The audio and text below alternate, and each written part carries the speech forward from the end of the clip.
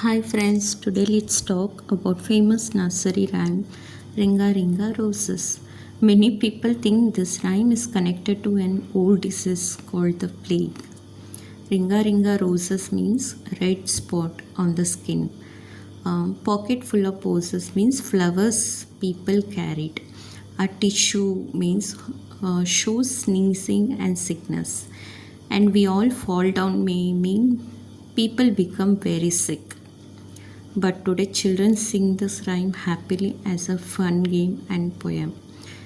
Isn't it interesting how an old rhyme still lives on today's? Yes, now? Don't forget to like, share and subscribe my channel. Thanks for watching my video.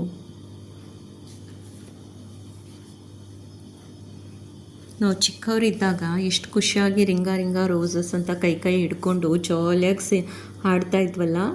ಅದು ಬಂದು ಒಂದು disease ಅಂತೆ, plague ಸಂಬಂಧಪಟ್ಟ ಒಂದು ಹಾಡಂತೆ. ಅಂದರೆ ಶೋಕವಾಗಿ ಹಾಡ್ತಾರಲ್ಲ ಅಂಥ ಒಂದು ಪದ್ಯ.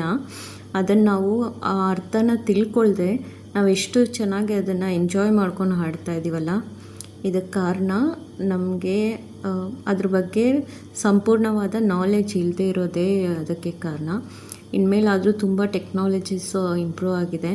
ಸೊ ಯಾವುದಾದ್ರೂ ಒಂದು ರೈಮ್ಸ್ ಆಗಲಿ, ಇಂಗ್ಲೀಷ್ ರೈಮ್ಸೇ, ನಾವು ಹಾಡಿ ಕುಣಿದು ನಲಿದಾಡೋದಕ್ಕಿಂತ ಮುಂಚೆ ಅದರ ಮೀನಿಂಗ್ ಅರ್ಥ ತಿಳ್ಕೊಂಡು ಅದಾದಮೇಲೆ ನಾವು ಅದನ್ನು ಮಕ್ಕಳಿಗೆ ತಿಳಿಸ್ಕೊಟ್ರೆ, ಸರಿಯಾದ ರೀತಿಯಲ್ಲಿ ಮಕ್ಕಳಿಗೆ ಹೇಳಿಕೊಟ್ರೆ ಅದು ಚೆಂದ ಅಂತ ನನ್ನ ಅನಿಸಿಕೆ.